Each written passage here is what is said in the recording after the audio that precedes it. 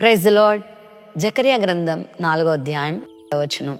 శక్తి చేతనైనను బలము చేతనైనను కాక నా ఆత్మ చేతనే ఇది జరుగునని సైన్యములకు అధిపతియగు యెహోవా సెలవిచ్చెను.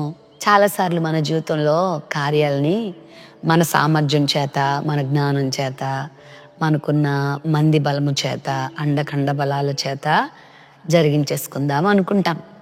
కానీ దేవుని సహాయం లేకపోతే మన జీవితంలో ఏ విధమైన విజయ పథంలో మనం కొనసాగలేం, విజయాన్ని అందుకోలేం, మేలును పొందుకోలేం.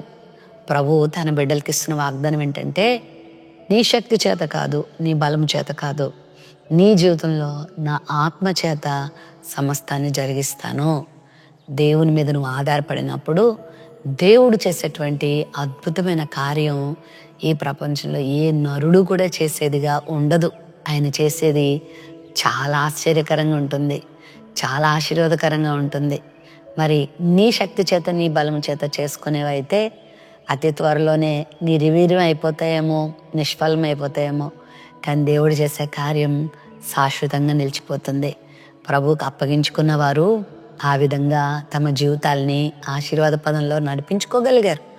బైబిల్ గ్రంథంలో ఎంతోమంది భక్తులు, ప్రవక్తలు విశ్వాసముతో ప్రభు మీద ఆధారపడగా, దేవునికి తమ వ్యాజ్యాలు అప్పగించుకోగా, దేవుని మీద తమ భారాలు మోపుకోగా, దేవుని దగ్గరకు వచ్చి ప్రభు మీద ఒక చంటి బిడ్డలాగా ఆధారపడగా దేవుడు వారి జీవితంలో ఇలాంటి కార్యాలే చేశాడు. మరి ఈరోజు నీ పక్షంగా ఆయన ఉండాలని ఆశపడుతూ ఉండగా నువ్వు కూడా నువ్వుగా ప్రభుకి అప్పగించుకుంటావా? అది ఏదైనా కావచ్చు, నీ ఇంటిలో ఒక కార్యం కావచ్చు, నీ జీవితంలో కార్యం కావచ్చు, నీ శరీరంలో ఒక కార్యం కావచ్చు, ఒక ఆరోగ్యం కావచ్చు, ఒక కుటుంబ అభివృద్ధి కావచ్చు, ఒక వ్యాపారం కావచ్చు, నీ సేవ కావచ్చు, నీ సంఘక్షేమం కావచ్చు, అది ఏదైనా కావచ్చు, నీ చదువు కావచ్చు, నీ ఉద్యోగం కావచ్చు.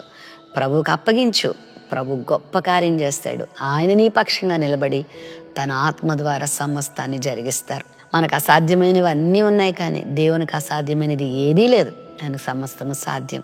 ప్రేమ నమ్మకం కలిగిన మా తండ్రి, మా శక్తి చేత, మా బలం చేత కాదు, కానీ నీ ఆత్మ చేత మా జీవితంలో గొప్ప కార్యాలు జరిగించి మహిమ పొందమని యేసు నామములో ప్రార్థిస్తున్నాం తండ్రి. ఆమెన్.